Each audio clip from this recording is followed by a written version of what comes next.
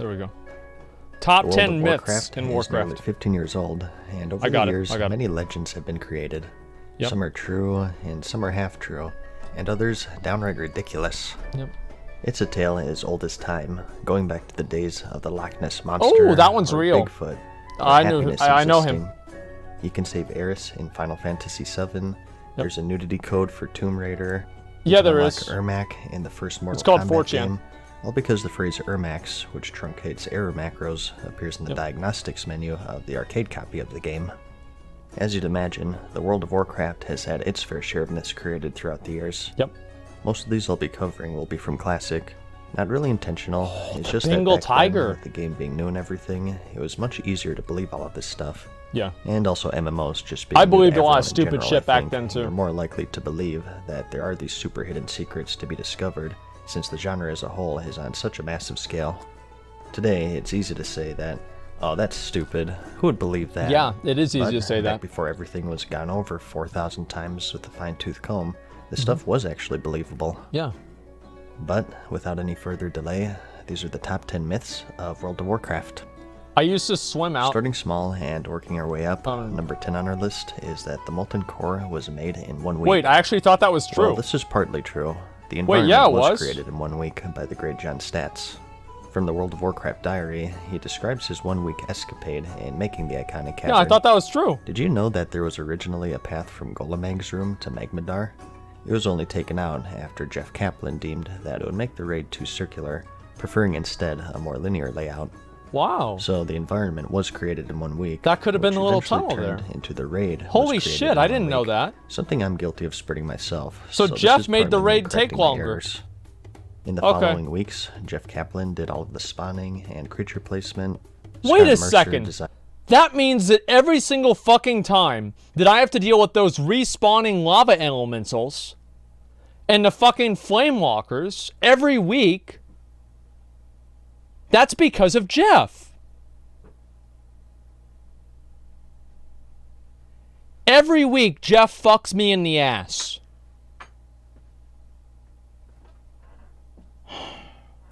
Designed all of the boss fights. Bob Fitch set up all of the loot. And Pat Nagel and Alex Afrasiabi handled the quests and attunement to the raid.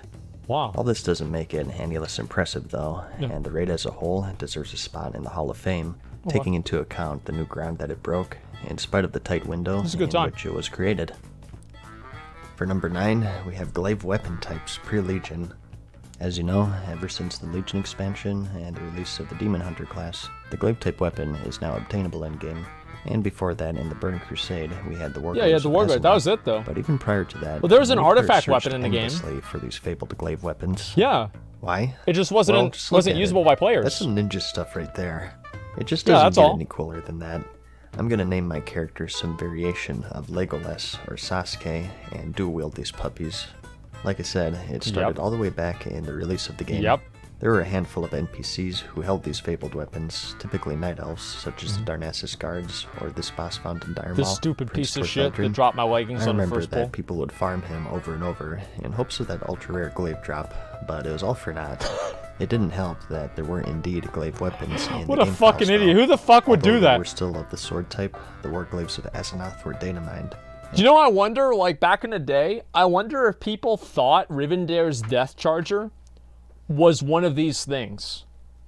Because it was just so ridiculously rare that there were probably servers that didn't even have it. And that might have actually happened. Like, yeah, they didn't even, yeah, what are the stats? Yeah, those are really, really good stats, especially for vanilla WoW, you know? And yeah, people might have actually thoughten. Is thoughten a word?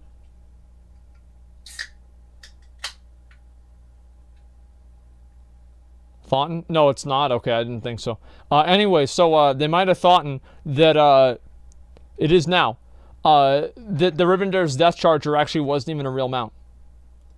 These It's had crazy to insane think that, stats too. at the time, and you could even combine them together to form the Twin Blades of Asenath.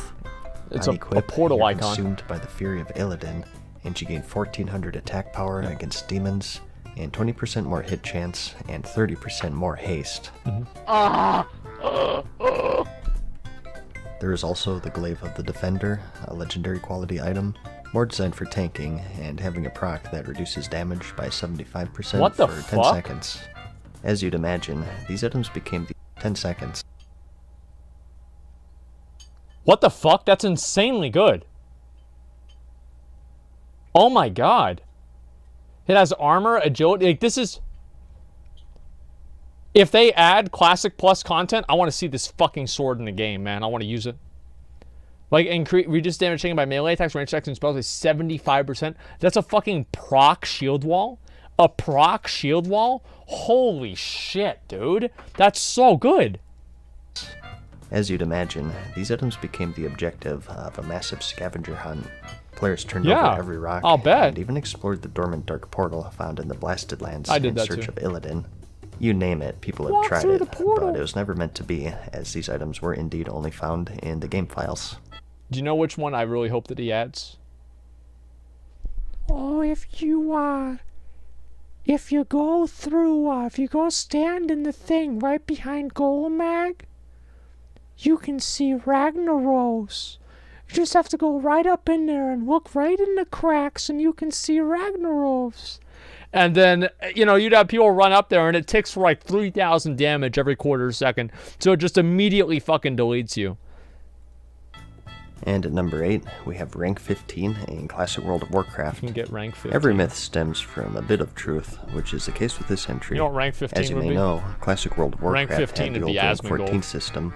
You started at rank 1, and depending on how many honor points you farmed, every week you would rank up and gain access to powerful items, consumables, and even access to a special building and even the local defense channel. Absolutely. At ranks 12 through 13, you'd get your purple armor set, and at 14 the weapons, along with some nifty titles, High Warlord for the Horde, and Grand Marshal for the Alliance. However, there's believed to be one more rank, even higher, called City Protector. Oh, Alliance Some should believe- get that, because they're always in the city. Yeah, we do have rank 15. It's automatically given out to every Alliance in the city. Go over to Ironforge. You see City Protectors everywhere. Yeah, what do you mean, MadSeason? That's not a myth. Just log on and find out. Then, if you grinded enough at rank 14, you'd eventually reach this, which ended up being false. Yeah. But like I said, most myths have a bit of truth to them. This rank was indeed planned to be in the game, and was even briefly in Blizzard's PvP guide on the official website. To obtain this, you'd have to be the #1 player in honor farmed for the previous week, and of course maintain that for as long as you wanted to keep the rank. Wow. If you were successful, you would earn the prestigious titles listed here, and would even gain the ability to teleport to your race's major city. So Darnassus for Night Elf players, Undercity for Undead, That's fucking and so amazing. on. I guess that Wait, I want to look at the titles again. Protector of Stormwind, Overlord of Orgrimmar, Thane of Ironforge, High Sentinel of Darnassus, Deathlord of the Undercity, Chieftain of Thunderbluff, Avenger of Nomergon. That sounds stupid, Avenger of Nomergon. Who the fuck would want that? A Voodoo Boss of Sinjin. A Voodoo Boss. Imagine if the Voodoo Boss was like a warrior or something. I don't know. That'd be a little bit disappointing. Undead, and so on. I guess that they figured that the system was a bit too hardcore Bob, yeah, you'd be already, Bob though, Salami. so they limited Exactly. it to rank 14 instead, and the City Protector rank was lost to the ether.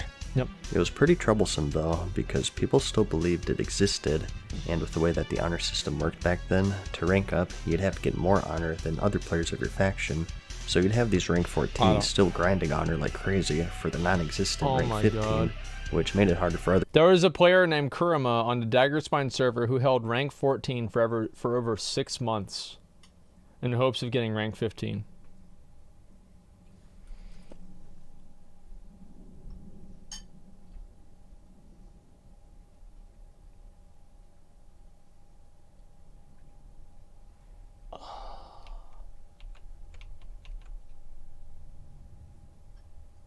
Yeah, he's not alive anymore. It's not that he died, he just became one with the game. He didn't die, he just he received and elevated himself to a higher level of consciousness. I really hope they give that guy an NPC. Yeah, he became the game. He is the game. Rank 14. Imagine after 6 months. Imagine like the fourth Like the 10th week of that. Like 3 months in. And every Tuesday you wake up and you're like, am I still GM? Yeah, I am. And then you check to see if you're city defender and you're not. Like, imagine, like, I wonder what the last week was like for him. I would love to interview this person. This is fucking hilarious. He still plays. I found his armory. Wait, what?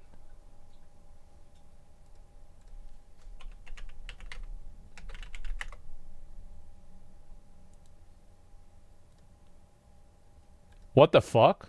Really? Oh my god.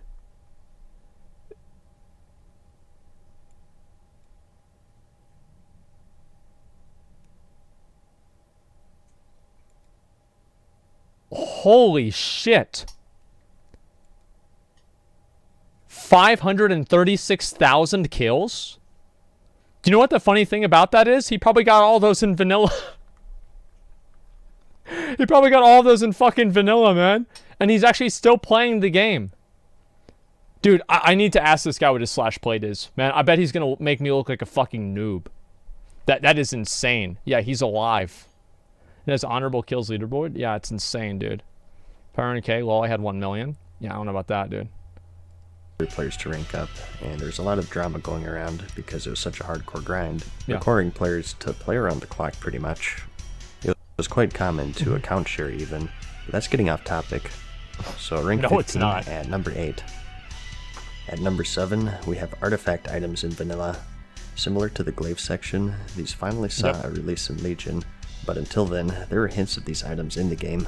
Yep. In their original items that was like page the glaives on their official website, it was listed with the other tiers of loot, and that's poor, common, uncommon, rare, epic, legendary, and artifact. As you can see, the color was undecided, and then later changed to red, and eventually this peach color. And with all of the data mined items, just like those glaives, people would I've seen search a lot all of these. These are pretty Azeroth fucking for cool. clues on how to obtain them. It didn't matter that in July of 2005, Blizzard updated their page to say they're not yet implemented. That didn't stop players from scouring every corner of the world, even in ghost form. Yeah, I've done the same stupid shit, dude.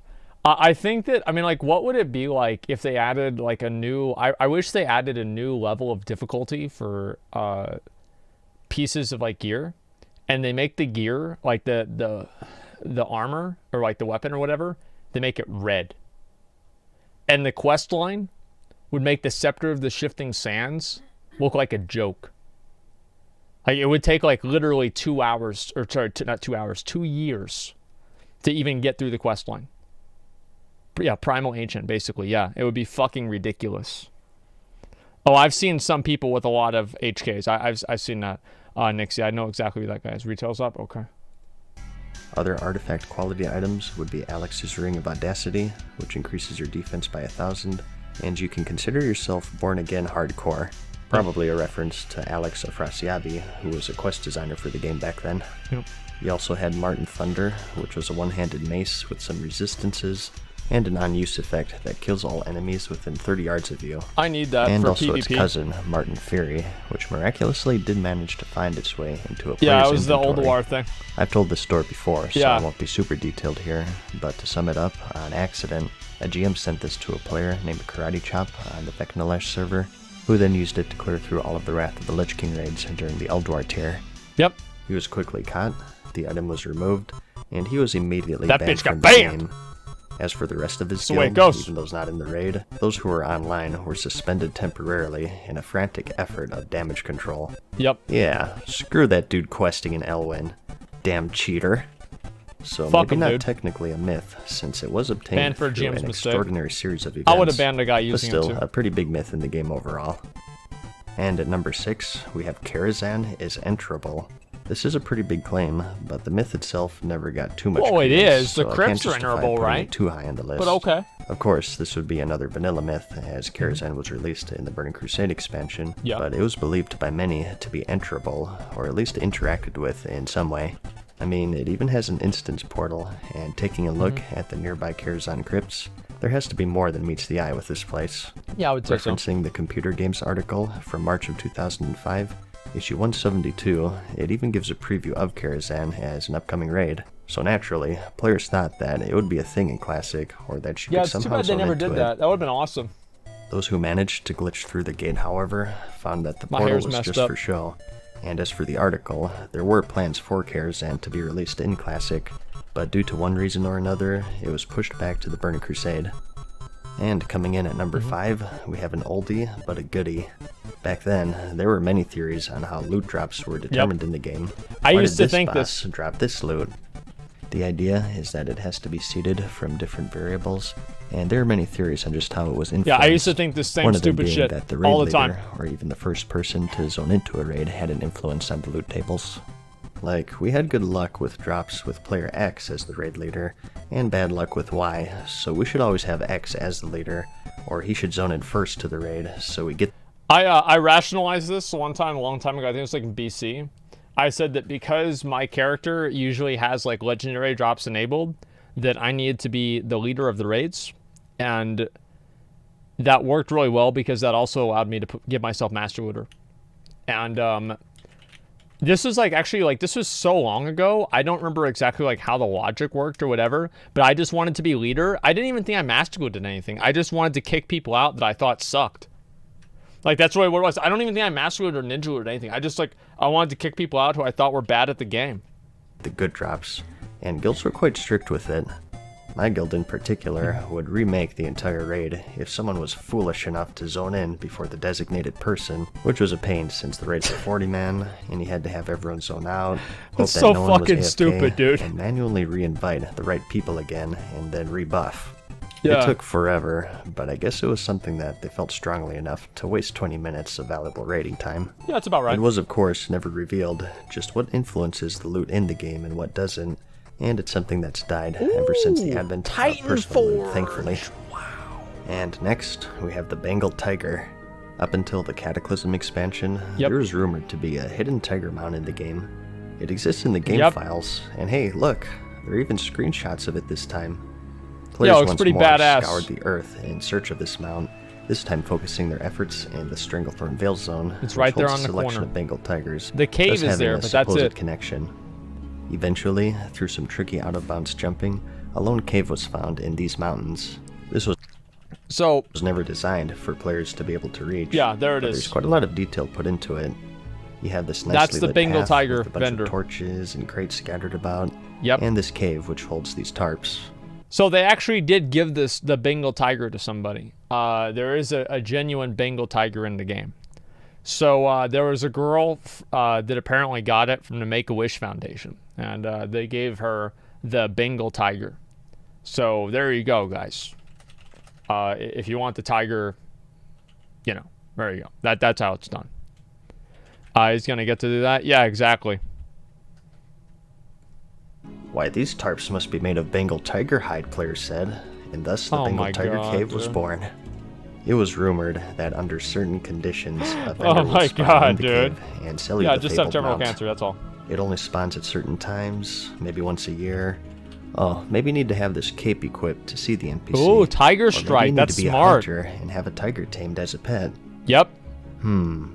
Maybe, just maybe, it was a mount that was planned, but was just eventually scrapped, and the screenshots going around were from the beta of the game and never made it to release. That must have been it. I mean, like, there could have been like a private server or something like that. And no matter what players did, the Bengal Tiger Cave yielded no Bengal Tiger. Yep. Getting into the final three here, though. My mom thought Next this. up, we have the Emerald Dream. Yeah, my mom actually thought this. This does, of course, exist in the lore. As described by the Wowpedia, it's a vast, ever-changing spirit world. She thought it was in Fairless. The boundaries of the physical world. Yeah. And it represents how Azeroth would be if intelligent beings had not altered its surface. Basically, a utopia of sorts. Yeah. It was referenced in various ways, even in Classic. You talk Scepter with of the Shifting Sands Stormrage's questline. spirit from the dream during the Scepter of the Shifting Sands questline. Okay. But it was always believed that it actually existed within the game somewhere, and that she could somehow It actually access it. did. Well, it turns out that it does exist, but like with many others in the list, it's only in the game files. Exactly. It was being worked on throughout the That alpha is the version Emerald of Dream game, right there. And it was believed to be a high-level zone for players to adventure in, and the Druid class in particular would have a close link to it. In 2003, Jeff Kaplan, the lead game designer, said that it was in the works and that it was shaping up to be extremely cool. The zone was meant to be endgame, it was very large, and it's too bad this never happened, man. This was all said before release in 2003, so when the game launched, players eventually asked the question, well, where is it? In classic fashion, Blizzard maintained radio silence, which prompted many rumors and even hoaxes on how to enter the Emerald Dream. Yeah. False directions being posted. Yep. Oh yeah, just keep going. Swim out into the ocean, that's all. It's somewhere over there, just keep going. Yep, just keep going. Videos of people exploring the zone were posted, some of which providing no context. One of the most popular exploration videos back then was by Dopefish, who showed himself exploring various places, the Emerald Dream included. What the fuck? It was disclosed that it was all done on a private server, I believe. Yep. But it didn't stop people from trying to figure out ways to reach it. In this scene, is he gonna RP walk in there and then fucking cut it into the Emerald Dream? To the portal, and with some simple video editing, he's in.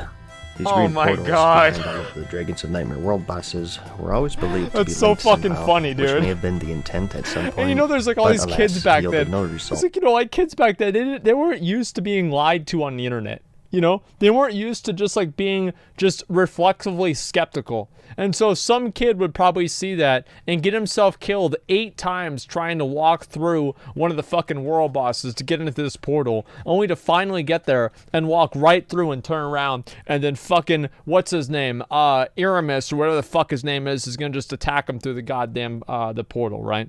It's pretty funny to think about that. On the internet, nobody knows you're a lying gnome. Exactly, dude. Aramis, what are their names? Terriar, I think there's one of them, yeah. Emerus, yeah. Oh, it's Emerus? Yeah, the only reason I know it's Emerus is fucking Athene, okay?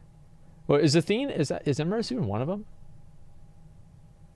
Fuck, dude, I don't even remember.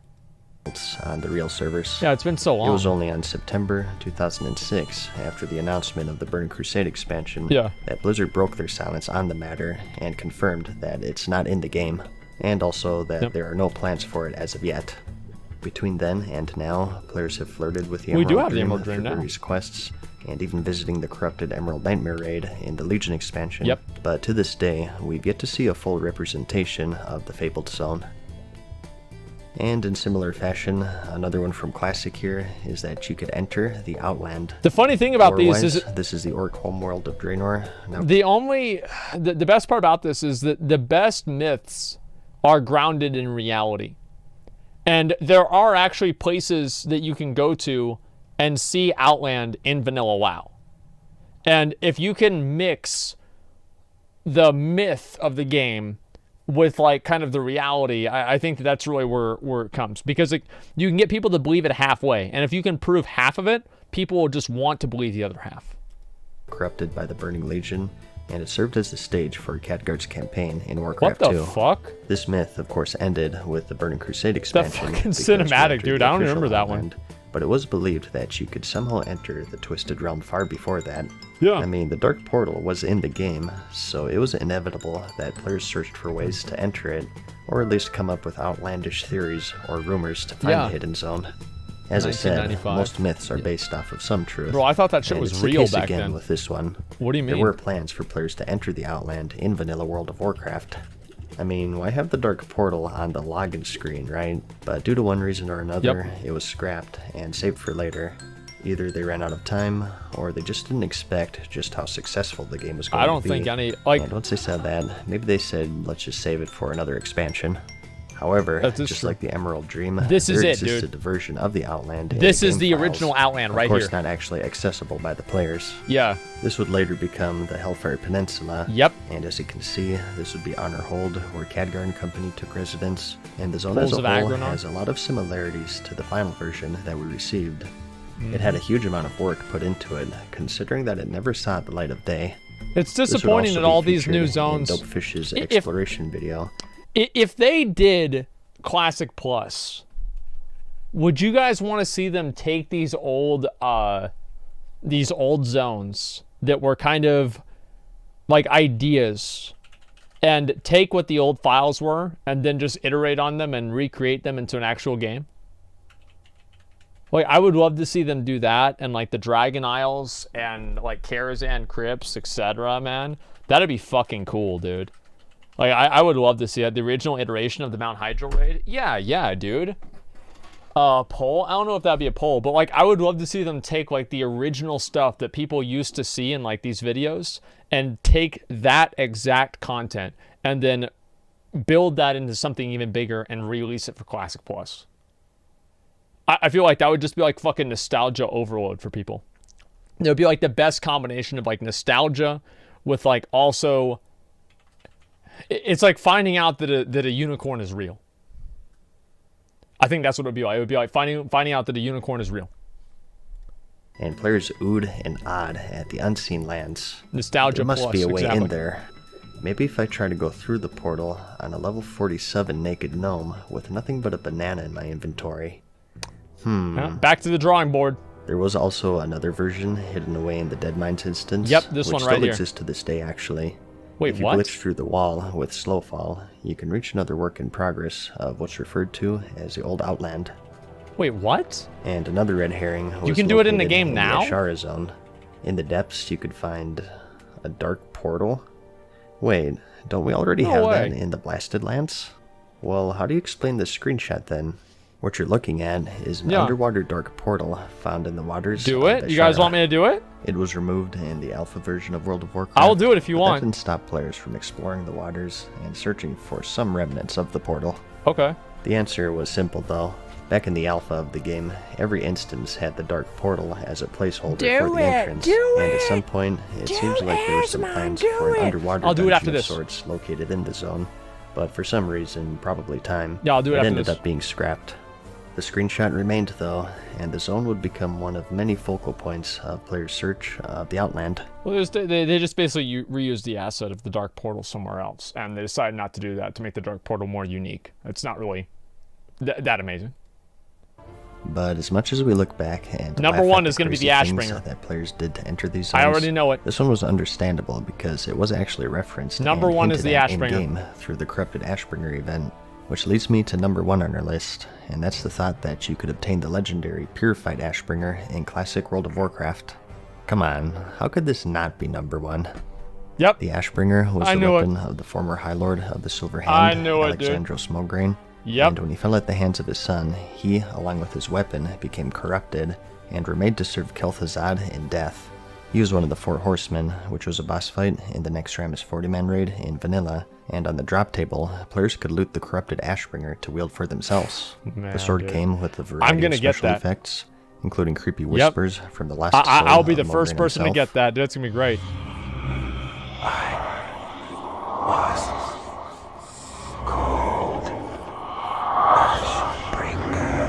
Yeah, it has like whispers and all kinds of other crazy If you shit, had it dude. equipped, the Argent Dawn faction would become hostile to you, so Yep. you had to put it away whenever you entered their hub.